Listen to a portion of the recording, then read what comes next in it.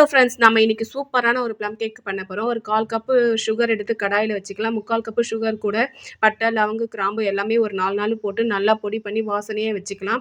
இது கூட 1 கப்பு வந்து நம்ம நட்ஸு, கிரேப்ஸு என்னென்ன இருக்கோ எல்லாத்தையும் எடுத்து நம்ம அந்த ப்ரௌனிஷ் ஆன சுகர் கூட கலந்துட்டு ஒரு 1/2 கப்பு தண்ணி ஊத்தி எசன்ஸ் ஆக்கி கீழ வச்சுக்கலாம். 2 முட்டையும் கொஞ்சம் ஆயில் போட்டு நல்லா பிளெண்ட் பண்ணிட்டு, நம்ம பொடிச்சு வச்ச சர்க்கரையும் அதில கொட்டிடலாம். இதுக்கு வந்து 1 கப்பு சர்க்கரை டோட்டலா வருது. 1 கப்பு வந்து நான் வந்து 1 1/2 கப்பு மைதா போட்டுக்கிட்டேன்.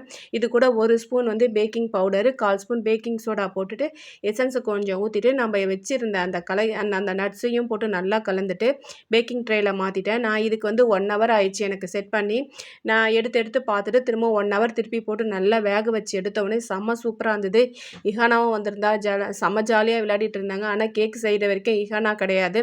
நம்ம மும்பை போயிருந்தோம் பாருங்க. அதுக்கு 1 நாள் முன்னாடி நான் இதெல்லாம் செஞ்சு, ஒரு நல்ல ஃபாயில் பாக்ஸ்ல பேக் பண்ணி எடுத்துட்டு நாங்க ஊருக்கு கிளம்பிட்டோம்.